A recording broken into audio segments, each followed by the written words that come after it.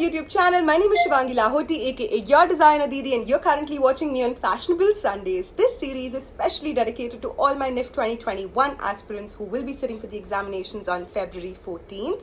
Fingers crossed, and this is the second video in the series, and today we will be talking about general ability test and everything that you need to know about it. Also, there will be some tips and tricks that I will be sharing with you by the end of this video, so make sure you stick till the end. And without wasting any time, let's quickly get to my laptop and let's get started.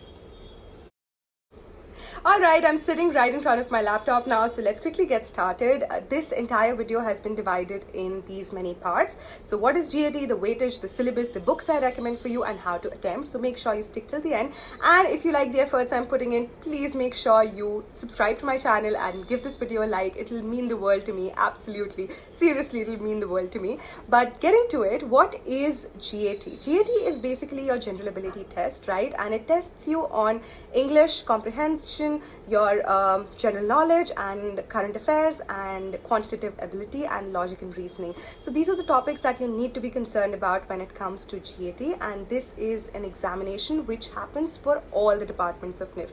So whether you're in BDes, MDes, BF Tech, MF Tech, or Masters of Fashion Management, you will have to give the GAT, but the weightage varies, alright? So when we talk about weightage, BDes has 30% weightage on GAT, MDes has 40% weightage on GAT, BF Tech has 100% weightage because they don't have any other exams, they don't have group discussions, they do not have personal interviews, they also do not have any creative ability test. And MFM and MFT, which is Masters of Fashion Technology, these departments again have 70% weightage to this particular examination, alright? So here are a list of things that I think you should be focusing on when it comes to English comprehension and communication ability. Singular, noun, plural, synonyms, antonyms, words with corresponding meanings. All of these are things you should be worried about. Your one-word substitutes, idioms and phrases, correct spelling, sentence improvement, sentence correction, comprehensions and passages. These are things that you should be focusing on for your examinations. And books that I would personally recommend are class 12th level English, up to class 12th level English. So start with your CBSE books from 8th to 12th is something that I would personally recommend, and use the guide called Together With. It is absolutely amazing, and it's the same guide that I had used when I was preparing for NIFT, and it's amazing.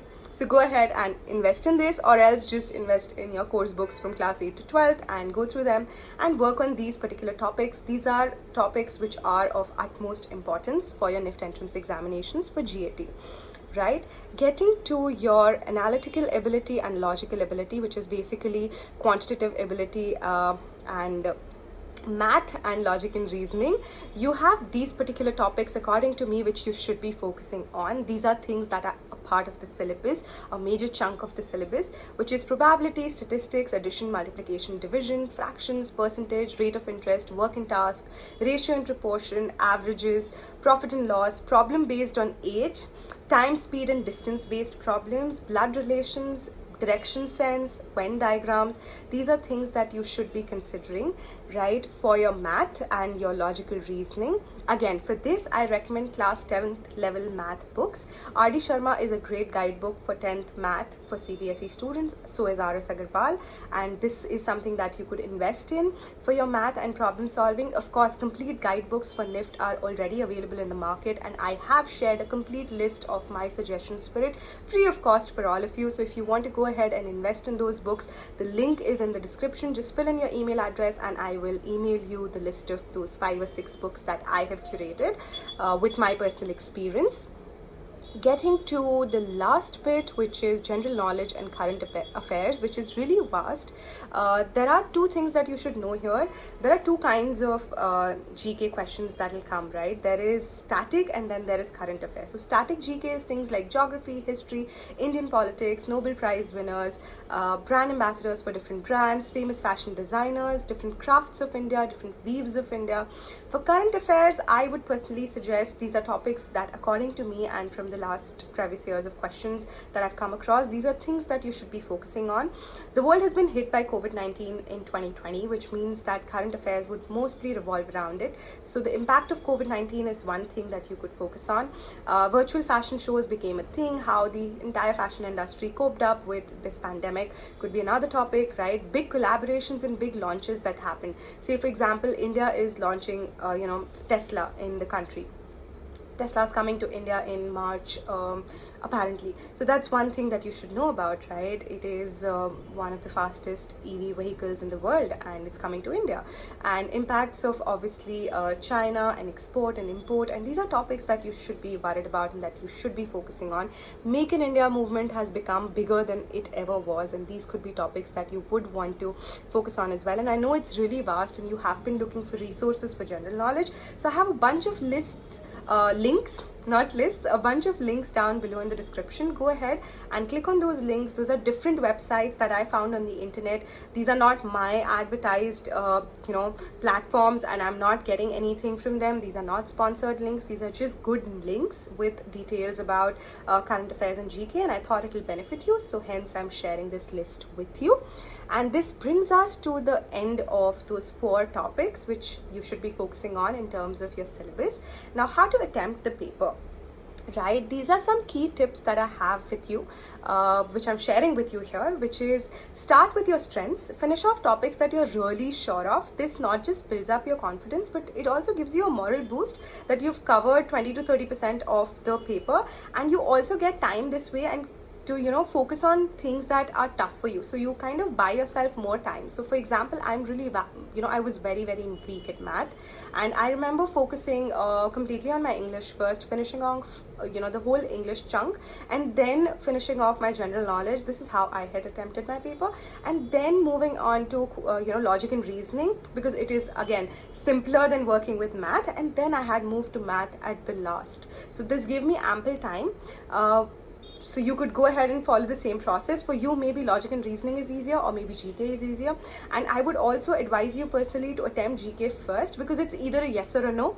So either you know the answer or you don't know the answer, right? So attempt that first, attempt that maybe after your English if you're good with English, or attempt that absolutely at the beginning and then do your English and then do your quantitative ability and your logic and reasoning. The idea here is very simple. Work on your strengths first, build up from there, so that you've covered a big chunk of the question paper, you've answered a big chunk, and the things that are tougher for you, you are giving and devoting enough time to it at the end. All right, on to the next one now. Time yourself for not 2 hours but 1 hour 30 minutes if you are a bachelor's of design or a master's of design student. If you are a BF Tech or an MF Tech or a MFM student, time yourself for 30 minutes under, so which is 2.5 hours, because your examination paper is for 3 hours. The examination paper for BDes and MDes is 2 hours. What I'm trying to say here is that these 30 minutes should be your grace period. This should be an extra time that you should be using to make sure that the answers that you have marked on your OMR sheet are correct, and you should be doing a quick revision to make sure that you've not answered anything incorrectly. And go ahead and make sure that you time yourself well.